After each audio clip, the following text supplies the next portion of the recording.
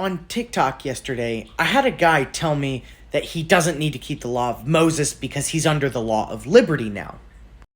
This was a clear misquote of James chapter 1, when James says that the law is liberty. He missed the verses in James chapter 1 where it says it's not the hearers of the law who will be justified before God, but the doers of the law will be justified.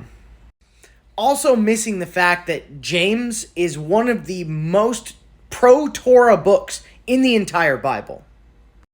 And when James called the law of God the law of liberty, he was quoting Psalm 119:45, where it says that the law of God is liberty.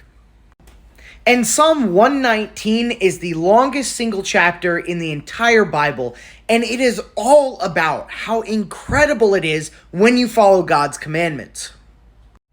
This man also must have missed the entire beginning of the Bible, because the law of Moses was given to him by God. Read the very last verse in the book of Leviticus. It says, "And these are all the laws that God gave Moses for the children of Israel." And Israel is who you are grafted into when you choose to follow the Messiah. Read Romans chapters 9 through 11. And trust me, you want to be grafted into Israel, because if you're not, then you're not in covenant with God. The new covenant that all Christians like to bring up out of context was only given to the children of Israel and Judah. Read Hebrews chapter 8, verse 8. And not to mention in Ezra and Nehemiah, many times in the very same sentence, the law of God and the law of Moses are used interchangeably, because they're the same thing. And these are all the laws that Jesus followed to make him sinless. And these are all the laws that Paul taught, believe it or not. Christians like to quote Galatians to me all the time, but they miss the fact that all of Galatians chapter 5 is Paul quoting Torah law. I have many videos about that in my Paul playlist on TikTok if you guys are curious.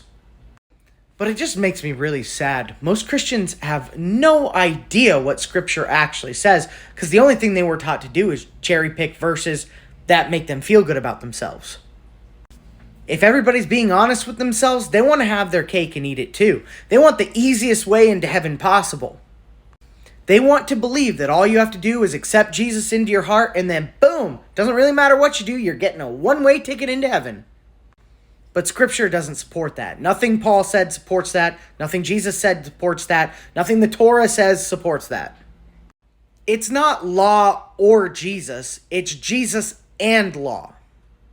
Revelation 14, here's the call for the endurance of the saints, those who keep the commandments of God and their faith in Jesus.